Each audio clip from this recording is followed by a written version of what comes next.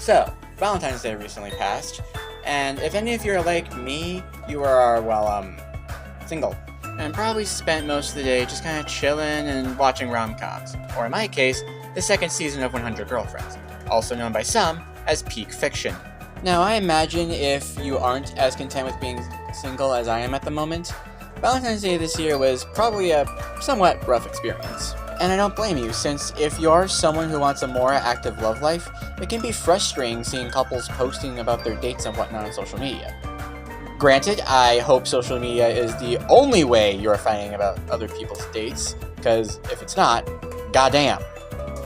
Now, if this was a different type of channel, this would probably be the introduction to a video titled something along the lines of Top 10 Ways to Get Bitches. But that ain't the title, this ain't the thumbnail, and a lot of you are probably impatiently waiting for me to start talking about anime bullshit right about now. Speaking of which, a common sentiment I see expressed from a lot of particularly lonely individuals in anime spaces online is a strong desire to have a real-life yandere girlfriend. A drive to have their own psychotic cutie that is completely obsessed with. And while I can understand that feeling, especially with how stressful almost everything is these days, the unfortunate truth of the matter is no, dating a yandere would not make your life better. In fact, in a lot of ways, it would probably just make your life even fucking worse. But before we get into why that would be the case, let's first define what a yandere even is.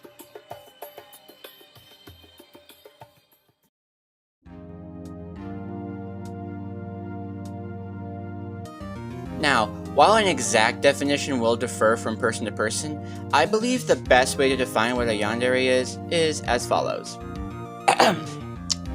A yandere is an individual that is so madly in love with someone to the point of obsession and/or mental illness. While they typically put up a front of being very cutesy, kind, and caring, this is just however, a front, and the second someone gets between them and the person they're madly in love with, the individual will be willing to engage in various violent and psychotic behaviors. Now, while admittedly this definition is a little vague, and admittedly not every yandere is going to fit this vague definition to a T, I think for the purposes of this video, this is a good framework to work off of. Also, I do feel I need to clarify that while most characters that fall under the yandere trope are a girl, male yanderes do in fact exist. They're not anywhere as common as female ones, but they are out there. With all that being said, while I do imagine most of you probably have a rough idea of why dating a yandere is a god-awful idea, to hammer home the point, let's go over a small laundry list of...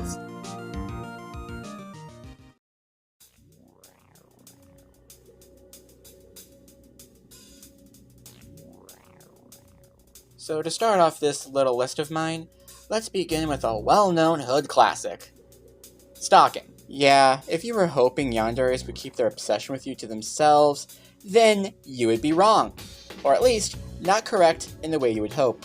Basically, if you're the kind of person that hates the feeling that someone is watching you, then, bro, you might as well just pack it up now, cause you're gonna have to deal with that feeling a lot. For some examples, on your way to work or school, they'll be watching 5 to 10 feet away from you. Just chilling in your house like a boss? They probably snuck some cameras in there. About to use the bathroom for whatever reason. Buddy, that's the part of the day they look forward to seeing the most. The worst part is, eventually, they're going to get bored of watching you from a distance. So I hope you're mentally prepared for the idea of someone regularly breaking into your house under the pretenses of wanting to get to know you better, because that would be another thing you would have to deal with eventually. And if you're thinking, okay, that sounds pretty bad, but at least I'm the only one getting stalked, and surely they wouldn't go after any of my close friends or family, right? Right?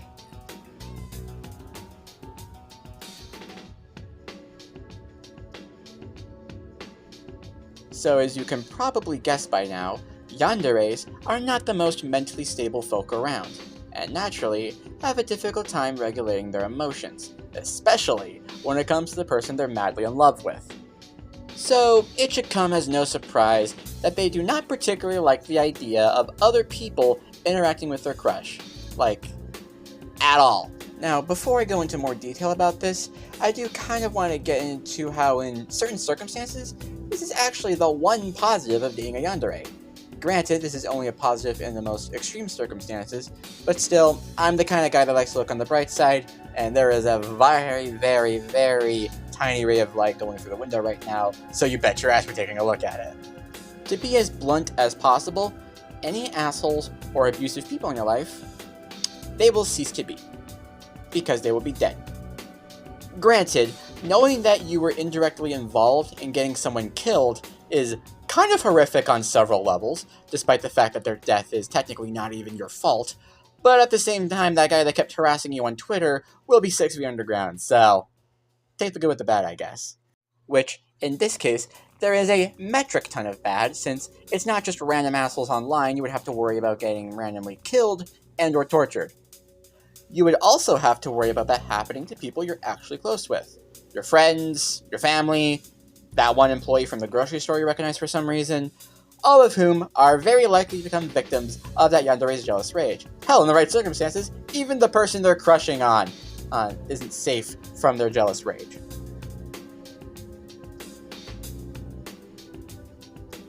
One last important thing to note before I end the video is that a yandere's personality can very much change on a dime, with their mood pretty much depending on how they review the relationship going.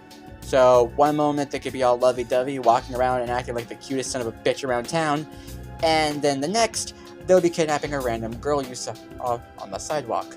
So overall, extreme caution is warranted.